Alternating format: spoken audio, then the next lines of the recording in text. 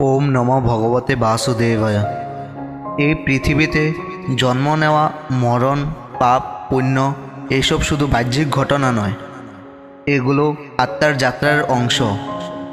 আত্মা অমর, অচল, অবিনাশী, কিন্তু তার গন্তব্য ঠিক হয় পাপ এবং পুণ্যের ভারসাম্যে। আজকের আলোচনায় আমরা এমন এক গভীর সত্য স্পর্শ করব, যেটা বহু সাধক বহু যুগ ধরে খুঁজছেন। যদি পাপ এবং পুণ্য সমান হয়, তাহলে আত্মার স্থান কোথায় হয়? এই প্রশ্নটা সাধারণ মনে হলেও এর উত্তর একেবারে মহাজাগতিক নিয়মের গভীরে লুকিয়ে আছে।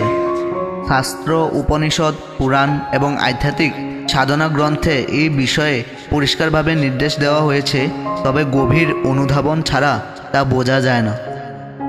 মানুষের জীবনে সে যা করে, ভালো কাজ, খারাপ কাজ, সবই আত্মার উপর ছাপ ফেলে।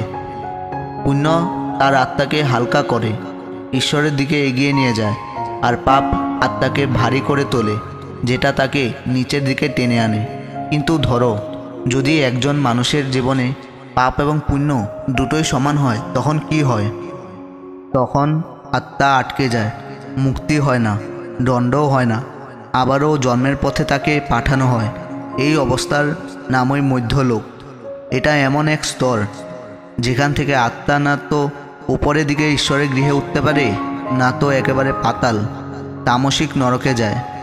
সে থাকে এক অস্থিরতায়, এক অস্পষ্টতায়, কারণ তার পুণ্য তাকে টানছে ঈশ্বরের দিকে, আর তার পাপ টানছে নিচে। এই মধ্যলোকের আত্মারা ধীরে ধীরে পৃথিবীতে পুনর্জন্ম গ্রহণ করে। সেই পুনর্জন্ম আবার তাদের সুযোগ দেয়। তারা আবার এক জীবনের মধ্যে প্রবেশ করে, আবার মায়ার জালে আটকে যায়, আবার বন্ধন, আবার কামনা, আবার অভিমান, আবার দুঃখ সব কিছু ঘিরে ধরে। কিন্তু এখানে আছে মুক্তির রাস্তা। এই মধ্যলোক বা পুনর্জন্ম চক্র ভেঙে ফেলতে চাইলে দরকার ভগবানের নাম। শুধুই ভক্তি নয়, ভগবানের নামের শক্তিকে হৃদয়ে ধারণ করে জীবনের প্রতিটি মুহূর্তে তার সঞ্চার করতে হবে। কারণ নাম জপই একমাত্র শক্তি, যা পাপ এবং পুণ্য দুটোকে পেরিয়ে ঈশ্বরের আশ্রয়ে পৌঁছাতে সাহায্য করে। যদি সেই আত্মা তার এই মানবজন্মে ভগবানের নামকে ধারণ করে, তবে সে নিজে থেকেই গঙ্গার মতো পবিত্র হতে থাকে। নামের ভেতর এক আশ্চর্য শক্তি আছে, যেটা অন্ধকারকে আলোক করে, মায়াকে ছিন্ন করে, পূর্বজন্মের বন্ধন ছিঁড়ে ঈশ্বরের চরণে স্থির করে। কিন্তু যারা এই সুযোগও নষ্ট করে ফেলে, অর্থাৎ পুনর্জন্ম পাওয়ার পরও যদি তারা ভগবানকে স্মরণ না করে, যদি আবার পাপেই ডুবে যায়, তবে তখন আত্মা গিয়ে পড়ে অন্ধকারতম নরকে। কারণ দ্বিতীয়বার পাওয়া মানবজন্মটা অনেকটা শেষ সুযোগের মতো।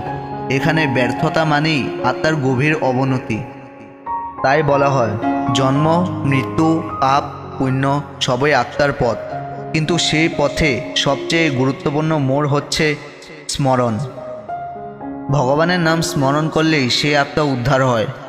সে মধ্যলোকে ছেড়ে পুনর্জন্মের চক্র ভেঙে একেবারে চিরশান্তির সেই আশ্রয়ে চলে যায়, যেখানে না কোনো জন্ম আছে, না কোনো মৃত্যু, না কোনো দুঃখ, শুধু পরম আনন্দ, চিরসত্য ভগবানের সঙ্গে লীন হওয়া।